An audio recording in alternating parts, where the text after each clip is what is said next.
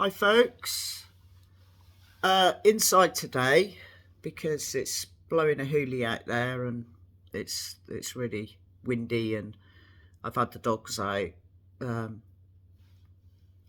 brought them back, they've had their grub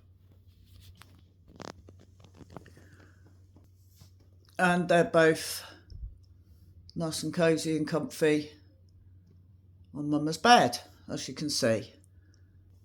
So I thought I'd do this. Do you know, it's not it's not been hard for me doing this in the sense of, kind of reliving all the memories and stuff. I think it's just been hard actually being motivated to do it. I'd rather spend time not doing it and spending time with the cat, and I've got to try and sort her out at some point today. See if I can rig up a new bed in the shed for her. But yeah, it's not been difficult in the sense that I've been upset about discussing stuff. It's just been hard in being motivated to do it, I guess. But it is important that I get it out there, and I know it's slow, and I know it takes forever to do it because there's a lot of stuff. There's a lot of stuff to go through, and I'm I make notes, but then the next day a new memory will kind of pop up and go, oh, boom, do you remember that? And not all of them are important, but some of them are, and some of them obviously, have a bearing on things that happened after each other and stuff like that. So, but let's just push on with this bit. Again, I don't think this will be too long, but it's important that I get, and I think maybe I'm stuck on this bit because it's not that it was horrific. Well, I mean, some of the circumstances you could look at and say, well, that's pretty horrific, but it's not that as I'm retelling it, I'm feeling it. It's just, I guess, I've been doing a lot of reflecting on stuff that I have shared because I gave my testimony after I became a Christian later on in my story. And I think I did the longest testimony that anybody's ever done. But that testimony only took us up to, that period of time. And there's been so much that's happened actually since then. So actually the telling of it, it's got to be done, but the telling of it, I don't want to kind of, rush through it. I mean, I could probably do 2 videos and just give you the whole thing, but I don't think you would get the, somebody made a comment actually on the last video that I did and said, could I make it into a short or do them as shorts? Maybe after I've done the actual, story, but at the moment, no, because I think it's vitally important to get as much stuff out there as possible. So anyway, let's pick up here and we'll do this little bit. And I guess what I'm saying is that as I've been sharing all this, I'm not, going, oh my gosh, wasn't that awful, and reliving the experiences. I've been through that in my, my therapy, I believe healing from God, in my emotions and my damaged, character and psyche, whatever. But it's like, as I'm sharing it, then I'm kind of thinking, wow, and I'm actually getting surprised myself by some of the stuff, because obviously, and none of it makes me feel bad. It's not, It doesn't make me feel depressed or bad. Sad, yes. But I do a lot of reflecting, after I've done it. And as I say, it's just about me being, me being me, and just sharing stuff, actually facts as they happened, just to get it out there. So yeah, let's pick up here. So Dad dies. We have the funeral. Brother goes back to the army. Not long after that, I believe he met his now wife, and they've been married a good number of years, and they've got their own children. But he went back. He obviously went back and continued, So it's just Mum and me at home. And as I say, after going through 13 years of, living on the edge, kind of, waiting for Dad to come in and, coming up the stairs and kicking off, we were still on edge, and obviously that had an effect on my mother and me. My mum hit the bottle even more. I mean, it was getting to the point where she was beginning to hide the fact that she was drinking, because I was still at school. I was just, when Dad died, I was due that year to go up into the third year of secondary school.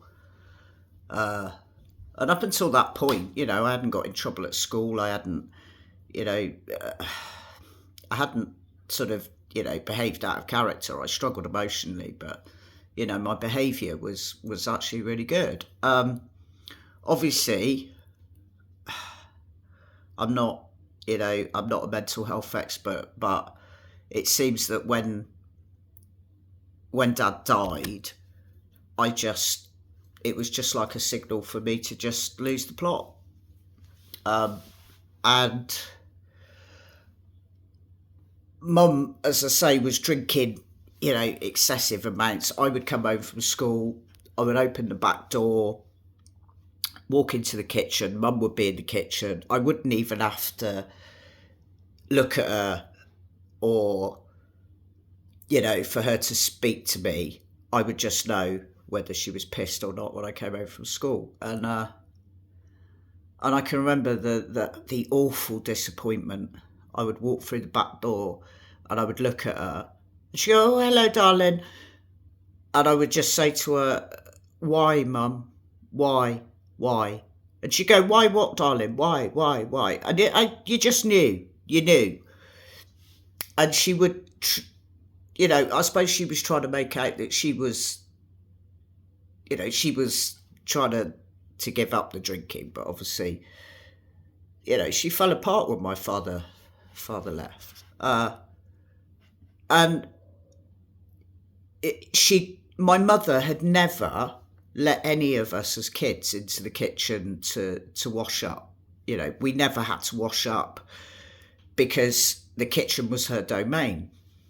I used to watch her cook, and we used to, she used to let me, make cakes and stuff. But, I know there were several times that I, would say, "Mum, I'll do the washing up." She'd go, No.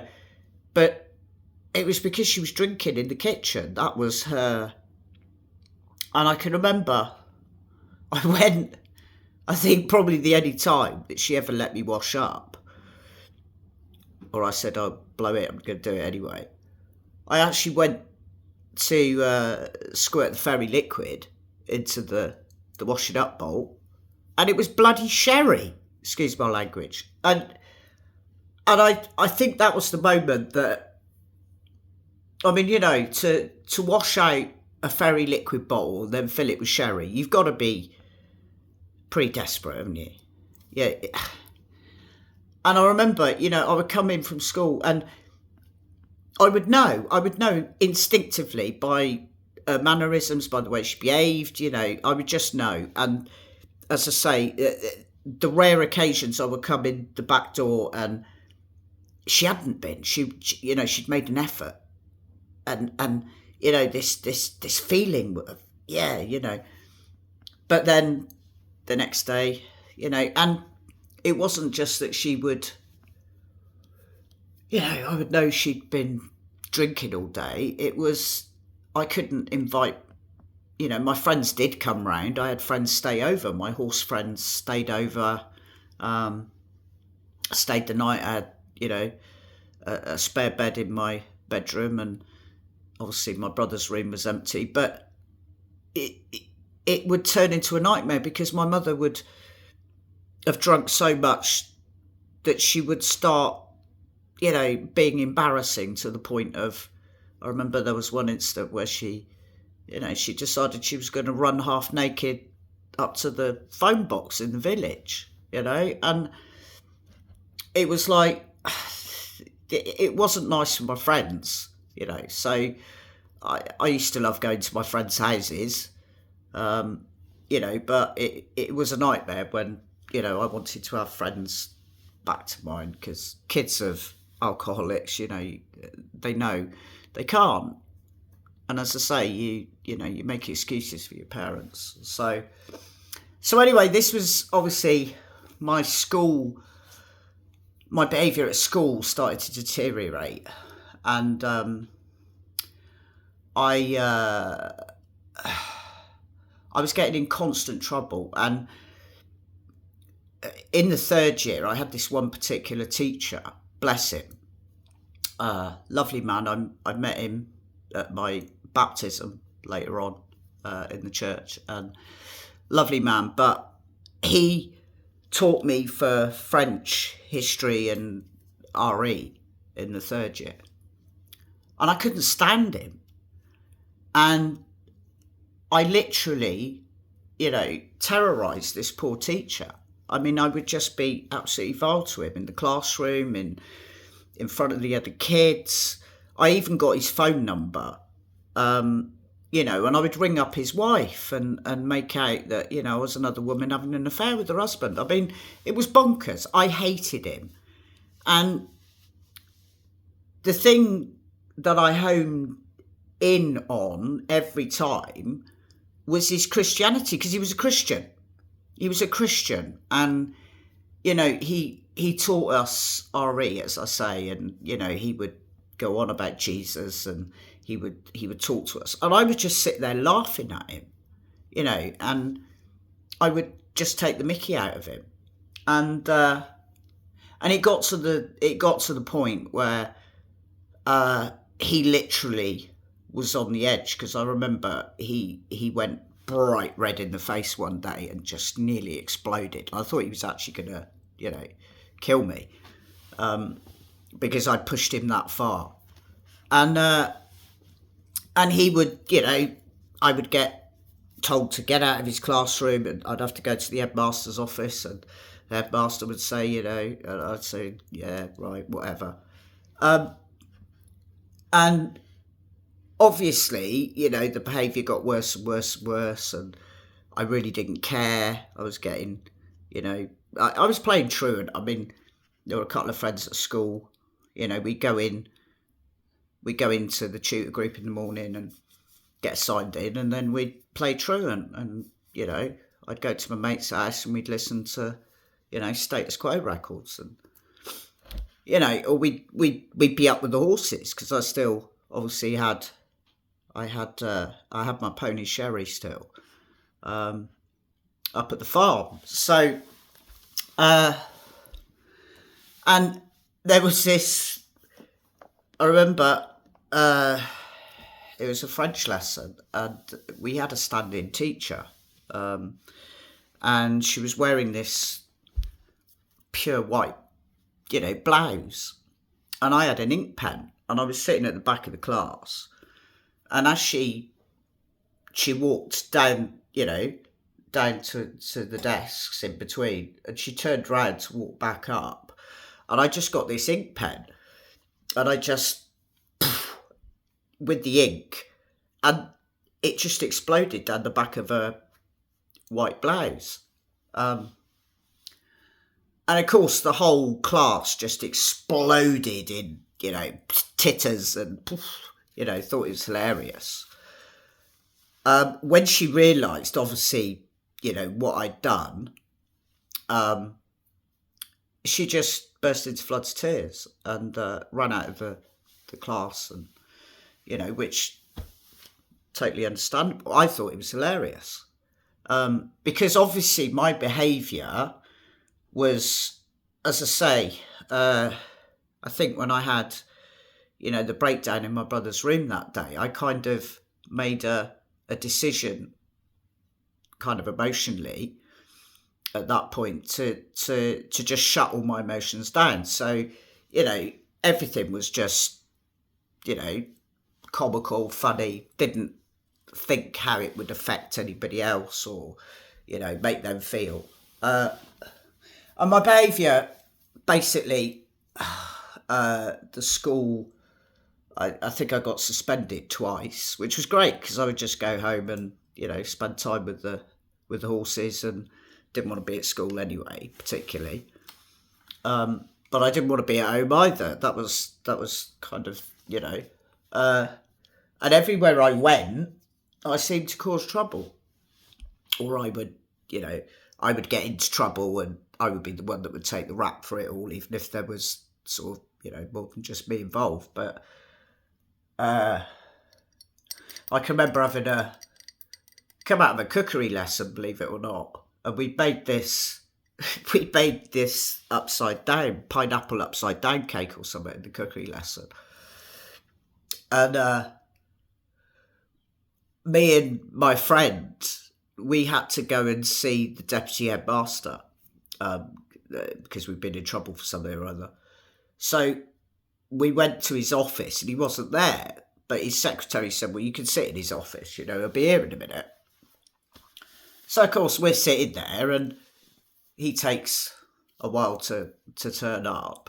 Well, we got bored, so we opened the cake tins, and my mate threw a bit at me and I threw a bit at her. And in the end, both upside down pineapple cakes were plastered all over his office. And we were howling. We thought it was hilarious. We were absolutely howling. And I think my friend put some upside down safety pins on his chair so that if he sat down, obviously he would hurt himself. I mean, it was crazy. Anyway, he walks in and there's cake all up his wall, and he just said, get out. So, of course, we run off laughing, go home, don't think anything of it. And incidents like this were just happening all the time. And obviously my mum was, she wasn't in a fit state to deal with it, obviously. But then mum meets another man.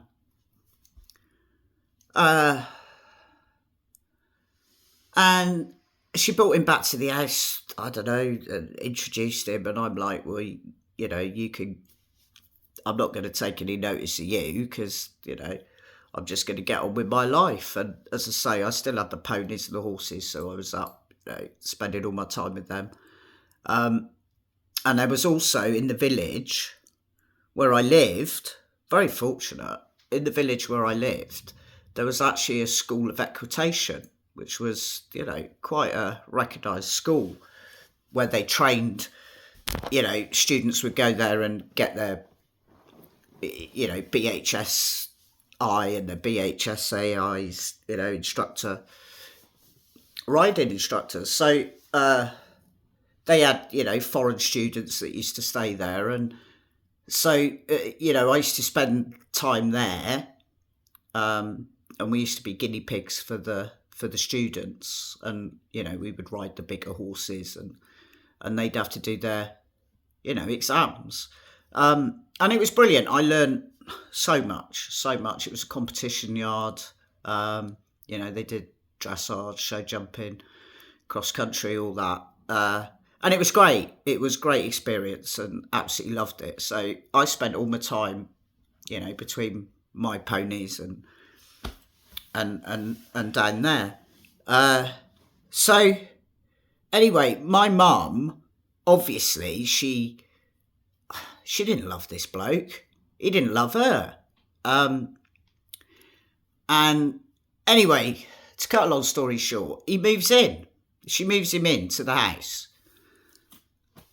And I mean, I had no respect for him whatsoever. He was nice in the respect that he bought me stuff for my horse, and he bought me a martingale, and all stuff that I needed. But he was very kind in that respect, and I kind of think he was trying to sort of buy my affection or whatever to accept him.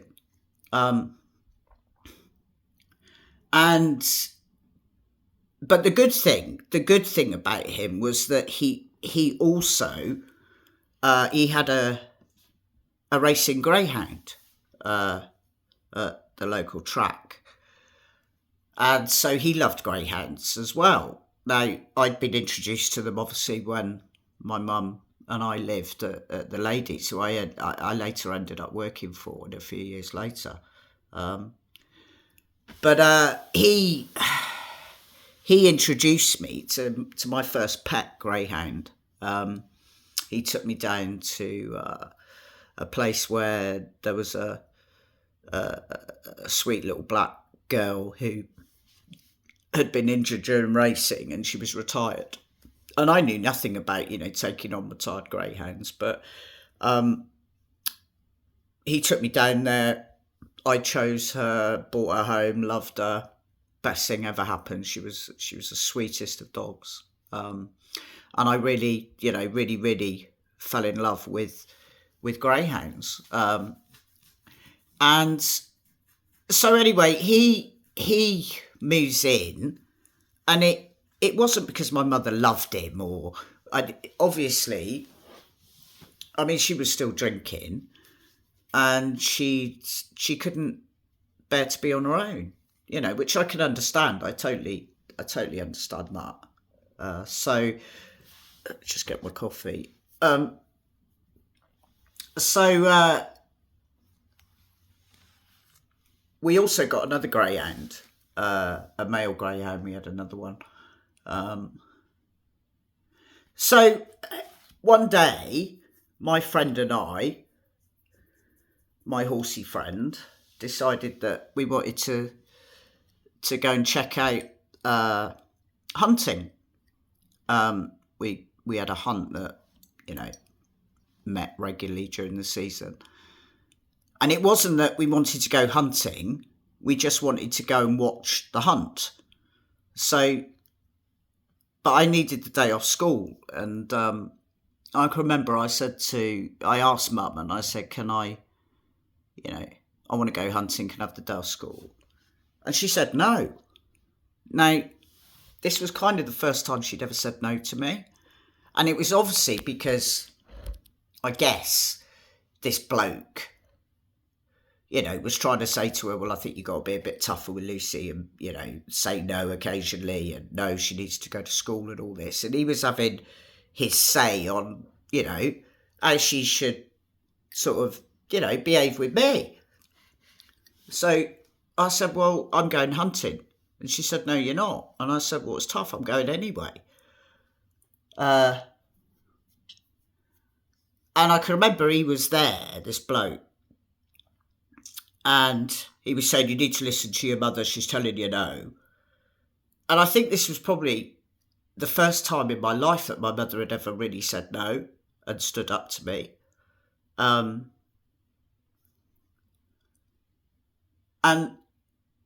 I lost the plot. It was like, how dare you say no to me? How dare you say no to me? So I can remember putting my hands round her neck. It was in the front room. And I said, I'm going hunting. I'll kill you. I'm going hunting. And she said, you're not going hunting. And literally she was, wait, you're not going hunting. And I'm strangling her, and this bloke's just sat in the chair, you know. Anyway, obviously I didn't strangle her, but I remember I started screaming and kicking off and slamming the doors, kicking the doors. And this bloke said, "You're sick, Lucy, you're sick. You need help. You're sick. You need help." And